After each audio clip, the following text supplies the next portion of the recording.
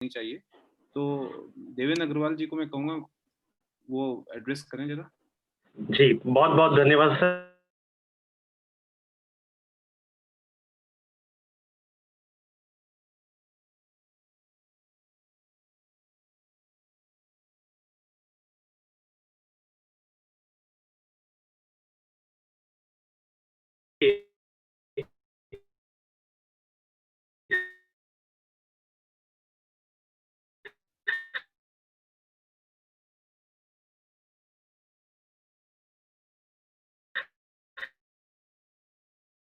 कर रहे हैं, हेल्थ सर्विसेज जो काम कर रहे हैं, डिस्ट्रिक्ट लेवल पर जो सीएमएचओ काम कर रहे हैं, स्टेट लेवल पर मेडिकल कॉलेजेस हैं, डिस्ट्रिक्ट हॉस्पिटल्स हैं, उसको नीचे लेके जाए जो प्राइमरी हेल्थ तक है।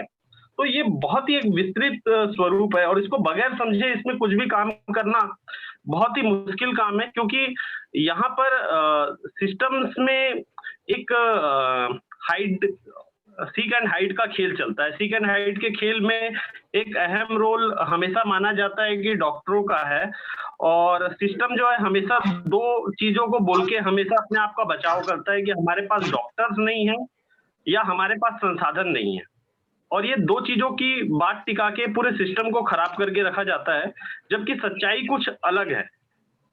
अभी हम अगर मेडिकल उसमें भी जाएं, इनके एजुकेशन सिस्टम्स में भी जाएं, तो pharmacist, physiotherapist, dentist, paramedical, nursing, ANM, इतने ब्रांचेस हैं कि हर जगह कहीं ना कहीं इतनी कमियां हैं, चाहे वो एजुकेशन मॉडल्स की हो। मतलब मैंने तो ये तक देखा है कि कई जगह बुक्स लेके लोग बैठते हैं, एग्जाम्स दे रहे हैं। मेडिकल एजुकेशन सिस्टम में डॉक्टर जो है एमबीबीएस पास कर ले रहा है, लेकिन उसको कभी पढ़ाने के लिए कोई टीचर पहुंचा ही नहीं, है ना? मतलब इतनी आप मतलब सुनेंगे तो इतने वर्स्ट टू वर्स्ट केसेस हैं कि बहुत बुरी बात है, बहुत समझने की जरूरत है। और मैं इसमें कुछ केस स्टडी पर बात करना चाहूंगा, मैं जिसे अगले हफ्ता रखूंगा।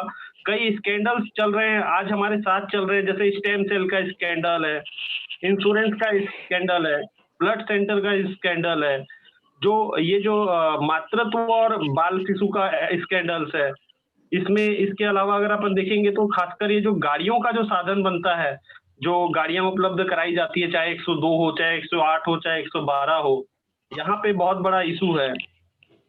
तो इश्यूज की कहीं कोई कमी नहीं है सर, लेकिन हेल्थ सेक्टर में मैं सबसे ज्यादा मानता हूँ कि यहाँ पे अर्थ से ज्यादा ना सर्विसेज का बहुत बड़ा रोल है।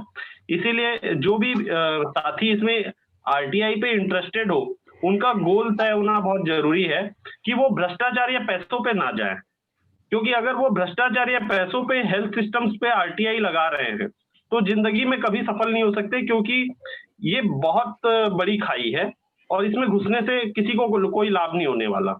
यहाँ पर हमको सर्विसेज पे जाना पड़ेगा, डॉक्टर्स की ड्यूटीज पर जाना पड़ेगा, जो अवेलेबिलिटीज हैं उसको पूरा करना पड़ेगा, जो जिम्मेदारियां रिस्पॉन्सिबिलिटीज हैं उसको लाने के लिए काम करना पड़ेगा। इसमें एक अहम रोल नर्सिंग होम या प्राइवेट हॉस्पिटल्स के बढ़ जाते हैं, जिसके लिए हर तरीके से कानून बने हुए हैं, जो कि सीएमएचओ स्तर और डायरेक्टरेट स्तर, सेक्रेटरीट स्तर से जुड़े रहते हैं। उनके ऊपर में भी कई सारे बायोमेडिकल वेस्ट का हो इशू, चाहे फूड एंड ड्रग हो, सभी के कंट्रोल्स भी रहते हैं, लेकिन कोई भी अपनी जिम्मेदारी से काम नहीं करता। हमको जिम्मेदारी को वहां पे लाना पड़ेगा, और मैं सर इसमें जरूर बहुत जल्दी इसमें एक प्रॉपर प्रेजेंटेशन और केस स्टडी रखूंगा। हाँ, तो देवेंद्र अग्रवाल जी कुछ इसके बारे में बताइए। मतलब जो आप कह रहे हैं कि जिम्मेदार बनाना होगा, तो जैसे प्राइवेट हॉस्पिटल्स की बात करते हैं, तो किस तरह की जानकारी मांगनी चाहिए जिससे प्राइवेट हॉस्पिटल्स की जिम्मेदारी तय हो सके? देखिए, संविधान में एक अधिकार है 19 से एक बेहतर जीवन जीने का। इसके अंदर में एक सब पैरा जोड़ा गया था, जिसमें बेहतर स्वास्थ्य सेवाओं को पाने का भी अधिकार हमें मिला हुआ है। और बेहतर स्वास्थ्य सेवाओं को पाने का अधिकार, चूंकि हम लोग जो है एक मेंटली सेट है कि हम गवर्नमेंट हॉस्पिटल में या गवर्नमेंट व्यवस्था में जाने से हमको उतनी बेहतर सुविधाएं नहीं मिलेगी, हम एक तरीके से मेंटली तय है, तो हम कहीं ना कहीं प्राइवेट सर्विसेज पर कहीं ना कहीं डिपेंडेंट्स हैं। तो ऐसी कंडीशंस में हम देखेंगे तो एक एनएचएम का एक राष्ट्रीय मानव अधिकार ने एक गाइडलाइन के लिए एक बात की थी, चर्चा उठाई थी, जिसको मैंने भी काफी कोशिश किया है, लेकिन वो प्रयास अभी तक सफल नहीं हुआ है, कि जो भी आईपीडी केसेस हो, उसके जो भी रिकॉर्ड्स हो, डाटा हो, वो पेशेंट्स को तुरंत बिल के साथ अवेलेबल करा दिए जाए। अगर उसको किसी दूसरे डॉक्टर से अपना कोई अनुभव लेना है या उससे कोई सलाह लेनी है, परामर्श लेना है, तो उसको सारे रिकॉर्ड्स अवेलेबल कराए जाए। जैसे आप प्राइवेट हॉस्पिटल्स में जाएंगे, आपका पेशेंट वहां पे एडमिट है, लेकिन आप कोई सेकंड ओपिनियन चाह रहे हैं, तो सेकंड ओपिनियन पे वो प्राइवेट हॉस्पिटल आपको हेल्प नहीं करता। वो आपको तुरंत में आईपीडी के सारे डॉक्यूमेंट या प्रोसीजर के डॉक्यूमेंट जो है आपको तुरंत अवेलेबल नहीं कराता। तो इस कारण से आप सेकंड ओपिनियन लेने में हिचकते हैं, क्योंकि जिससे भी सेकंड ओपिनियन लेना है वो आपको बोलेगा कि अभी तक क्या प्रोसीजर्स हुआ है वो मुझे बताया जाए। जबकि अगर हम देखें तो नर्सिंग होम एक्ट हो, चाहे मेडिकल काउंसिल ऑफ इंडिया का रूल्स हो, सभी जगह पे ये स्पष्ट है कि 48 घंटे 72 घंटे में सामने वाले को जानकारी उपलब्ध करानी है। ये स्पष्ट है, इसके लिए आरटीआई की कोई जरूरत नहीं होती है। लेकिन कई बार इसके बावजूद भी जो है इस डॉक्यूमेंट्स को अवेलेबल नहीं कराया जाता है। ये रूल प्राइवेट हॉस्पिटल्स पर भी लागू होता है कि 48 घंटे और 72 घंटे के अंदर में आप अपने पेशेंट से अपने ऊपर हुए इलाज की सारी जानकारी आप मांग सकते हैं।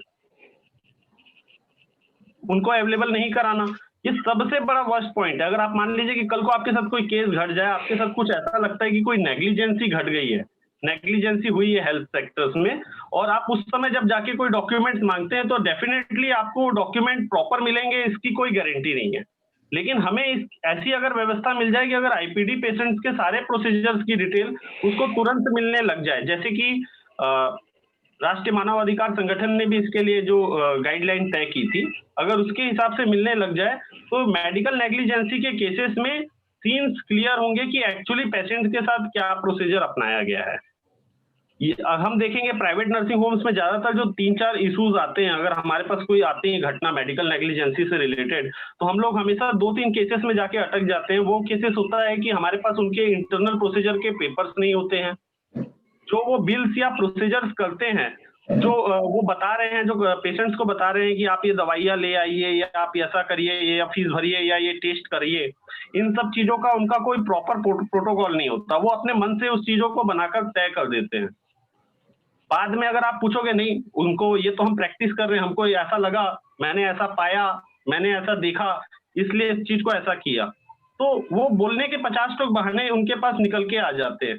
आज हम नॉर्मल डॉक्टरों के पास भी जाते हैं तो हम देखेंगे कि हमको हजारों टेस्ट लिख दिए जाते हैं, जबकि इसकी एक्चुअली नीड होती नहीं है। हम देखेंगे कि हमको ऐसी दवाइयाँ लिखी जाती है, जेनेरिक हो चाहे ब्रांडेड हो, जैसे कई सारे प्रोटोकॉल्स इसमें मेडिसिन। देवेंद्र जी, मैं रोकूंगा आपको यहाँ पे। मैं डॉक्टर हूँ और इस चीज को मैं बिल्कुल एक्सेप्ट नहीं करूंगा कि मैं जानता हूं सर, ऐसी कंट्रोवर्सी पैदा हो सकती है। नहीं, बिल्कुल। सुनिए, आप चीजें ऐसे नहीं बोल सकते। नहीं, आप पूरे नहीं बोल सकते ऐसी चीजें। तो मुझे बोलने दे दिया जाए, आपको जो अपना मत हो वो आप बोल सकते हैं। आप कुछ भी एलिगेशन ऐसे नहीं लगा सकते। 50 लोग जुड़े हुए हैं, 60 लोग जुड़े हुए हैं, वाली बात नहीं है। मैं तो प्रूफ भी कर सकता हूँ। नहीं, आप बिल्कुल कर सकते हैं। आप इंडिविजुअल केस में एज इन हम लोग जिस संगठन के साथ काम कर रहे हैं, हमारे पास आए दिनों इस तरीके की प्रॉब्लम बिल्कुल आ सकती हैं। आप इंडिविजुअल केसेस को इंडिविजुअल डॉक्टर्स को, इंडिविजुअल नर्सिंग होम्स को टारगेट बिल्कुल करिए। आप पूरी फैकल्टी को इस तरीके से आप नहीं कर सकते हैं। इतने लोगों के बीच में रिस्पेक्टेड सर भी बैठे हुए हैं, आप स्पेसिफिक बात करिए। आप देखिए, मैं सीधा सीधा इतना बात कि इस कार्यक्रम को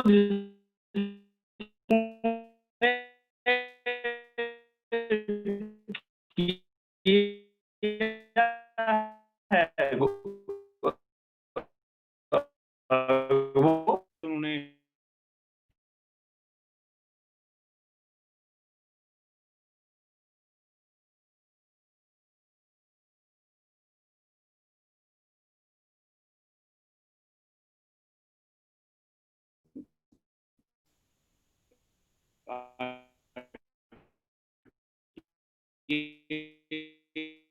बीच में उनको इंटरप्ट किया। बट थिंग इज दैट कि एक जो हेल्थ